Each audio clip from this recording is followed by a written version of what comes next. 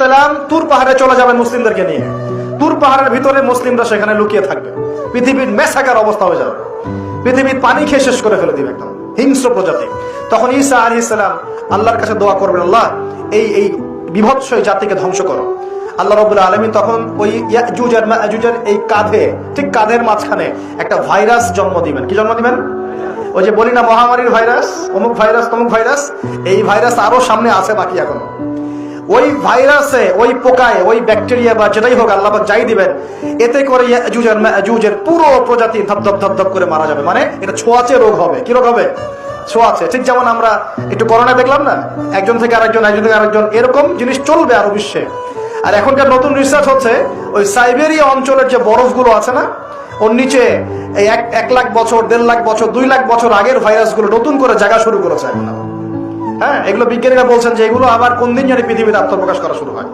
সবকিছুই ঘটবে। বিশ্বটার খুব রহস্য আছে, বিশ্বটার অনেক রহস্য আছে। আল্লাহ পাক এগুলো খেলার ছলে সৃষ্টি করেন নাই, পরীক্ষা। লিয়াবলুয়াকুম আইয়ুকুম আহসানু আমালা, আল্লাহ পাক বলেছেন। এরপরে ইয়াজুজ আর মাজুজের সব প্রজাতি মারা যাবে।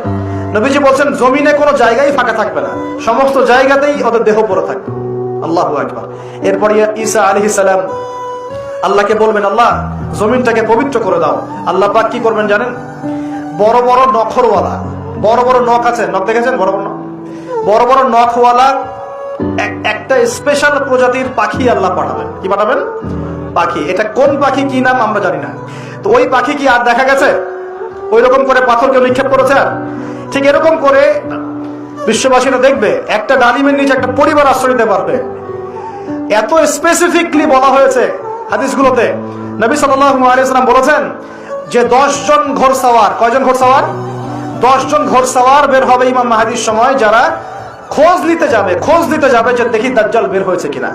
ঘোড়ায় করে খোঁজ নিতে যাবে, দেখি দাজ্জাল বের হয়েছে কিনা। ওই 10, নবীজি বলছেন আমি ওই 10 জনের নামও জানি, ওদের বাবার নামও জানি। সুবহানাল্লাহ। এত স্পেসিফিক জ্ঞান দেওয়া হয়েছে আল্লাহর পক্ষ থেকে নবী সাল্লাল্লাহু আলাইহি ওয়াসাল্লামকে।